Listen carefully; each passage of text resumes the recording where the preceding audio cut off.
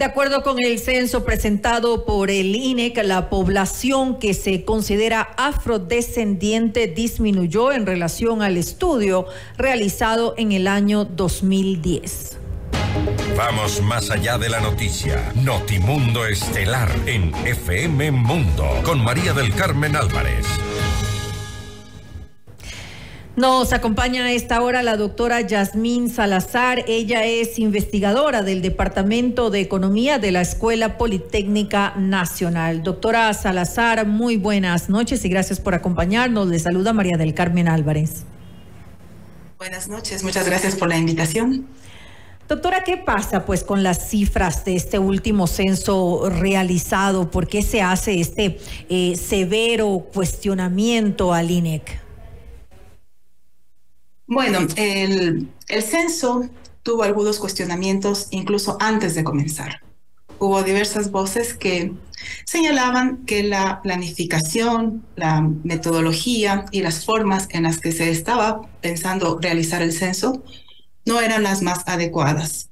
Estas diversas voces lo dijeron insistentemente, incluso llegaron a enviar una carta al presidente Guillermo Lasso para pedirle que se suspenda la operación estadística hasta que se garantice que esta sea realizada adecuadamente.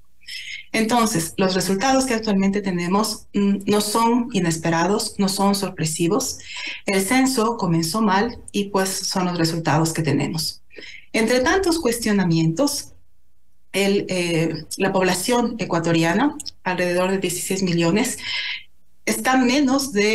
es menor a la proyección de 18 millones. Y en esa cantidad que está menor, hubo un grupo que tuvo una representación bastante sospechosa, en el sentido de que antes éramos 1.041.559 personas afroecuatorianas, esto con el censo de 2010.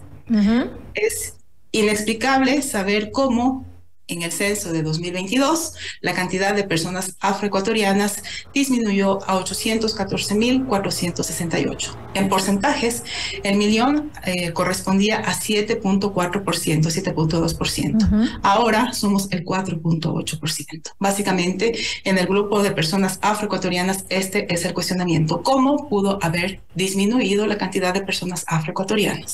Según las proyecciones estimadas, ¿cuál debería haber sido el número correcto de personas afrodescendientes en nuestro país? Hay algunos cálculos que señalan que al menos 600.000 personas quedaron fuera, personas afroecuatorianas. Con el presente censo. Con esto estamos hablando de alrededor de 1.400.000 ecuatorianos, de personas afroecuatorianas. Ahora, ¿por qué se pudo haber dado esto y cuál es la explicación que han dado pues las autoridades, quienes representan al INEC?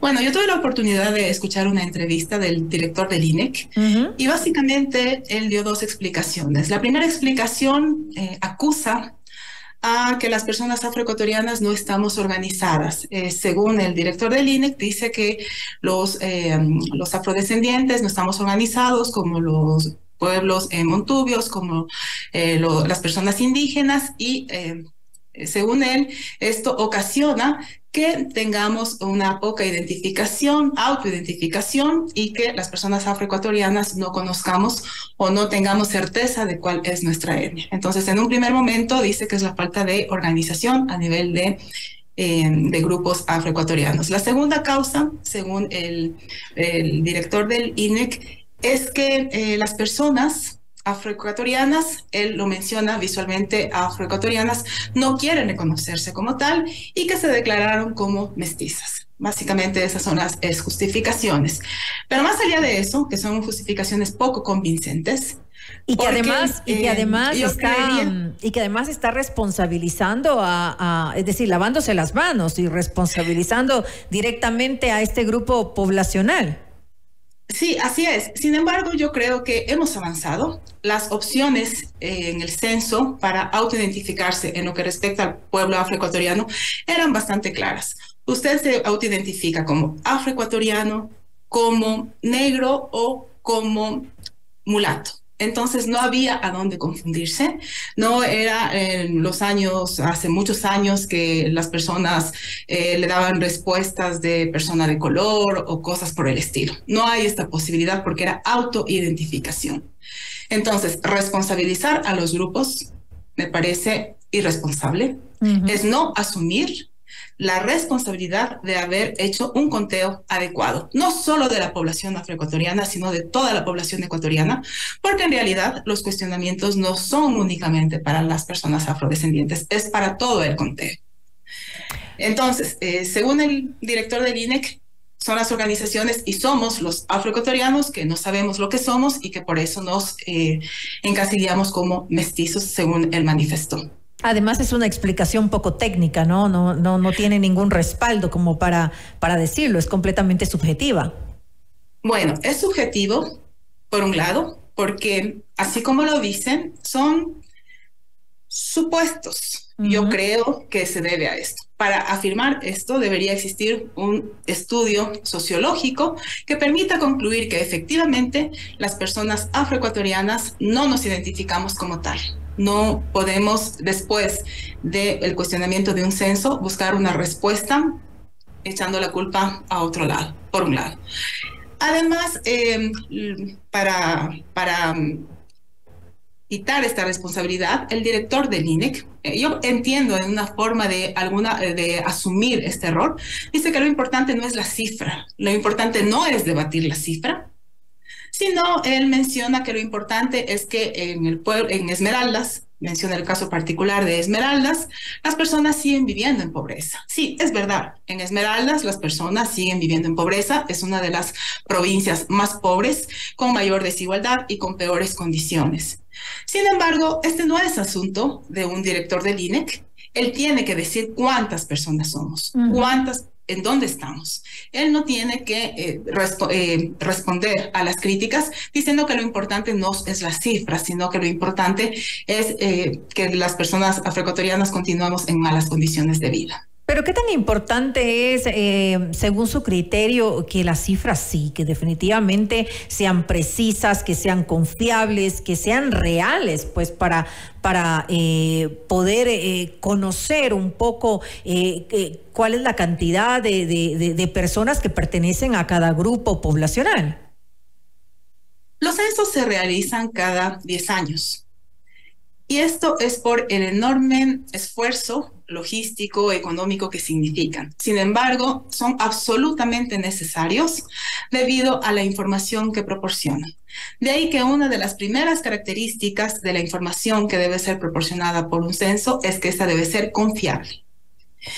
La información del censo permite hacer política pública, planificar la política pública, saber cuántas personas necesitan asistir a una escuela, cuántas personas necesitan asistir a un centro de salud, qué necesidades tienen, en qué condiciones viven, hay agua potable, hay luz eléctrica, hay educación, el tema de salarios. Toda esta información sale a partir de un censo y a partir de esta información entonces se propone. En esta provincia hay mayor necesidad de inversión en escuelas o en colegios o en hospitales o en infraestructura de servicios públicos. Sin esta información es como hacer una planificación con una bola de cristal que no da ninguna información. Haber perdido esta oportunidad de dar datos confiables es algo imperdonable. Son 10 años que hemos esperado. Evidentemente se alargaron estos 10 años por la pandemia. Sin embargo, yo creo que como nunca los datos del censo eran esperados. ¿Para qué? Para saber cómo podemos planificar, qué necesitamos proponer.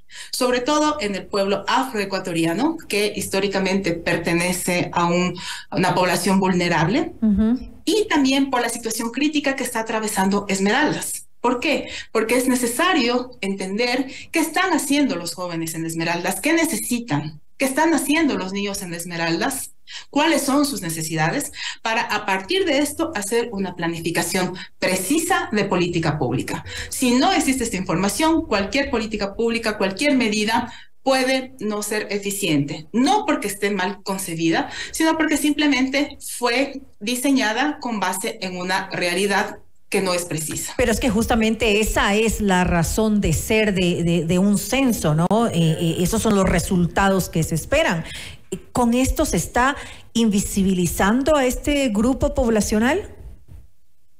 Yo entiendo que el hecho de haber presentado un 4.8% de representación de afroecuatoriana del censo es un acto claro de invisibilización. Porque a partir de esto están diciendo, somos menos, son menos, tienen menos recursos, hay menos necesidades y simplemente el recurso económico, hablando ya en términos prácticos y concretos, que debería ser asignado, va a ser menor. Existirá una población que simplemente no va a aparecer en el censo. Esta población fue silenciada. Yo digo que nos desaparecieron, porque si no existimos en los números, no existimos en ninguna parte. Ahora, ¿qué se debería hacer? O más bien la pregunta sería, ¿se puede hacer algo en estos momentos? Bueno, concretamente, yo tengo 2 pedidos para el director del INEC, yo tengo 2 pedidos para este gobierno. El primero es una disculpa pública y la aceptación explícita de que fallaron en contarnos. Y la segunda es hacer un nuevo conteo. Sobre el nuevo conteo, no soy la única persona que propone esto. Son algunas voces que están pidiendo una auditoría al proceso, lo cual tendría que ser analizado, porque evidentemente un censo es muy costoso y habría que hacer esta organización. Sin embargo, el hecho de no tener una cifra confiable no es un hecho que se puede pasar por alto. Es importante que sepamos cuántos somos, dónde estamos, qué necesitamos. Y aprovecho este espacio para decir que este problema no es únicamente en la población afroecuatoriana, es a nivel general. La cifra de 16 millones es menor a la proyectada por el mismo INEC. Eso le iba a consultar, millones. claro. Si son 18 millones. Entonces, es necesario hacer un conteo real. Hacer un conteo que garantice llegar al máximo posible, porque evidentemente cualquier operación estadística como un censo va a tener problemas en cualquier parte del mundo. Sin embargo, lo que estamos viviendo en Ecuador es inaceptable. Los resultados del censo, en las condiciones en las que salieron, simplemente no debían haberse hecho públicas. Y menos atreverse a decir que son cifras oficiales, porque las cifras del censo no son oficiales. Son datos que claramente tienen errores, que el director del INEC los minimiza, y él más que nadie debería saber que es importante que las cifras sean confiables por todo lo que mencioné anteriormente. Errores evidentes, sin lugar a duda. ¿Y qué decir de esta acusación que se hace, además de que no están organizados, y también eso es parte de la causa por la cual las cifras no son las que deberían ser? ¿Qué decir ante esto? ¿Están tal vez sí debidamente organizados? ¿Es una acusación sin fundamento porque se los compara con otros grupos, como con los indígenas? ¿Qué decir ante esta afirmación del director del INEC?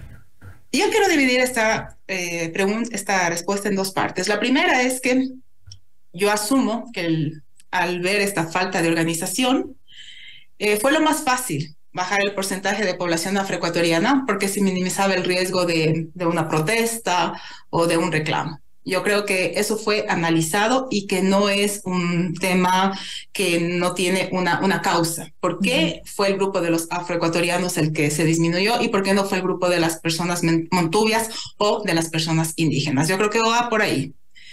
Y la segunda parte, efectivamente, si hablamos o si comparamos a nivel de la CONAIE, que es la comparación que hicieron desde el INEC, efectivamente no tenemos una organización así de fuerte, así de visible, de estructurada. A pesar de las divisiones que puedan tener dentro de la CONAIE, se ve cierta cohesión. Existe una figura que uno relaciona con la población indígena. En el caso de los afroecuatorianos, efectivamente no existe esta organización. Si bien existen algunas organizaciones que trabajan en las comunidades, pero repito, a nivel de CONAIE, algo único, algo fuerte, algo con tanta fuerza y presencia como para hacer un levantamiento indígena, en el caso afroecuatoriano no tenemos.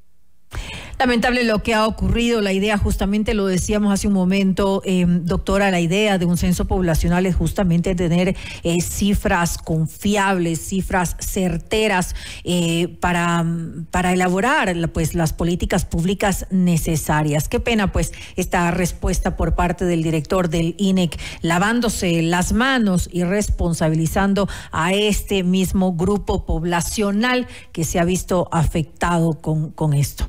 Le quiero pues agradecer a la doctora Yasmín Salazar, investigadora del Departamento de Economía de la Escuela Politécnica Nacional, por habernos acompañado en este espacio.